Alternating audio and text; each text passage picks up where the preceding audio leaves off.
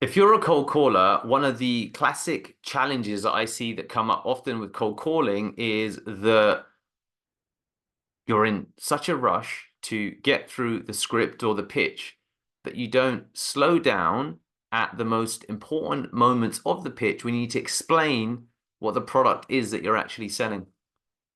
And you also, because you've taken the time, well done, to get familiar potentially with the script, that you don't necessarily recognize that something that seems obvious to you isn't obvious for someone who's just picked up the phone. They might be doing several different things at the same time. They may or may not be that relevant person. And depending upon the product, service, or item that you're introducing, their ability to instantly understand what it is that you're talking about might be slower than yours, and oftentimes is slower than yours. So a good example of what I mean by that is we were recently running a campaign for a client, and we were calling back stores that had ultimately purchased in the past one of their actual safes, like a security deposit box where they keep valuable goods.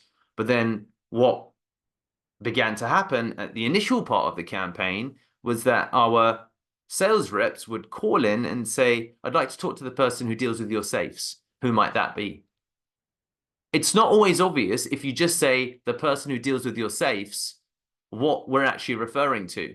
Because people have, for example, if you think about it within any retail environment, they might have a lock-in key box for all of the keys. They might have a security box for fundamentally some other keys that only management have access to. So you might have ultimately the shop access keys, you might have the actual shopping center access keys, but then you might not in there keep the safety deposit keys because there's keys for all of the entire staff, and then there's keys perhaps just for the valuable goods. And then also there's individual staff goods, which might be a totally different, ultimately, safe. And it might have a different name. It might be a security box for staff, or the staff might have lockers, and they might, in the actual locker room, if there's a locker room, or the staff room, refer to them as a safe. Then you've actually got, of course, a safe, which could be where all of the cash on the premises is kept.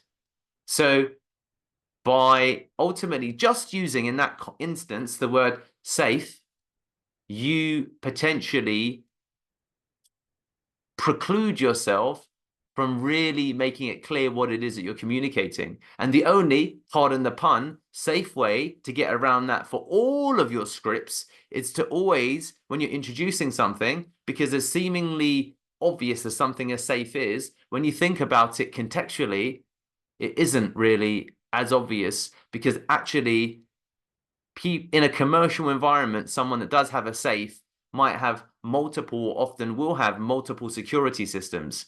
So you need to contextualize which safe or which security system it is. So in someone's residential home, when you think about safes, if we continue the analogy through, in a residential environment, you might have residential CCTV or residential security. You'll have a locking key, and you might keep that locking key somewhere different from where you keep the valuables in your house. And then those layers of complexities they don't always amplify out when it comes to commercial premises. And what if a commercial premises is a multi-location premises? So specifics matter.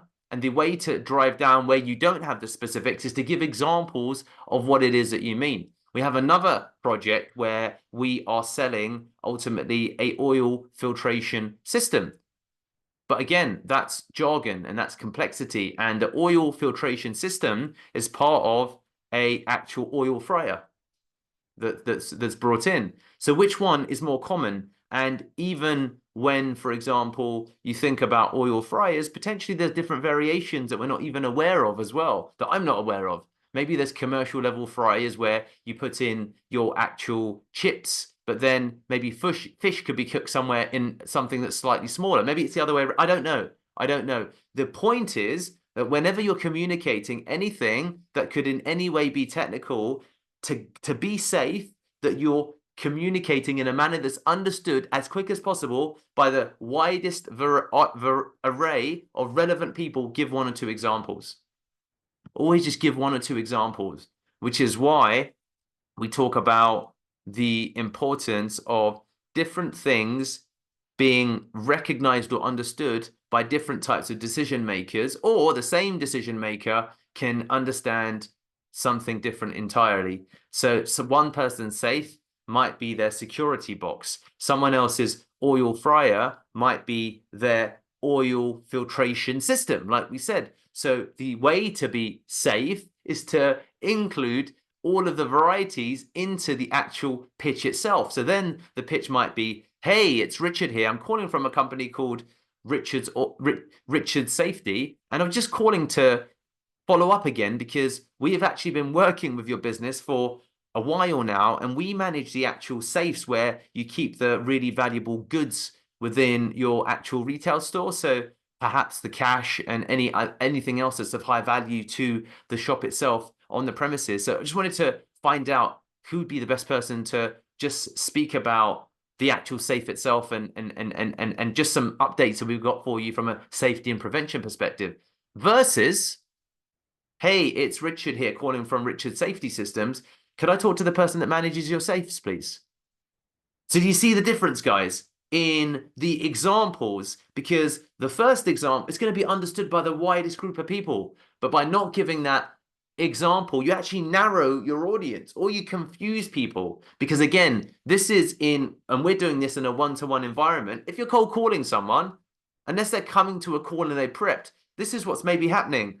The phone's going off, someone's coming into the office, and they're doing this. Like, hello, sorry, what can I help?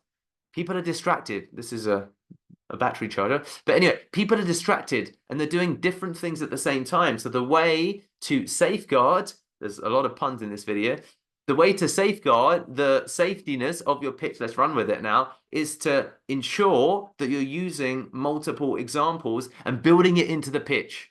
Every pitch, whenever you're using anything that could constitute jargon or could be contextually relevant, like the example of the safe or the oil filtration system, or indeed whatever else it is that you're selling, it's always better to assume to the actual person you're speaking to that they might not know the technical term, even if you think it's so obvious to you. So one of the things that we sell at Pearl Lemon is search engine optimization, but we always ensure when we cold call, it's built into the script, something to the effect of, hey, it's Deepak here. Yes, I'm calling from a company called Pearl Lemon. Basically, I'd love to talk to the person, whoever is in charge of your website and ensuring that it ranks really highly on Google so that when, for example, just looking at your website, of course, Sam's Florists, that when anyone searches Florists London, where you guys are based, that you appear on the top of Google. Who would I talk to about that?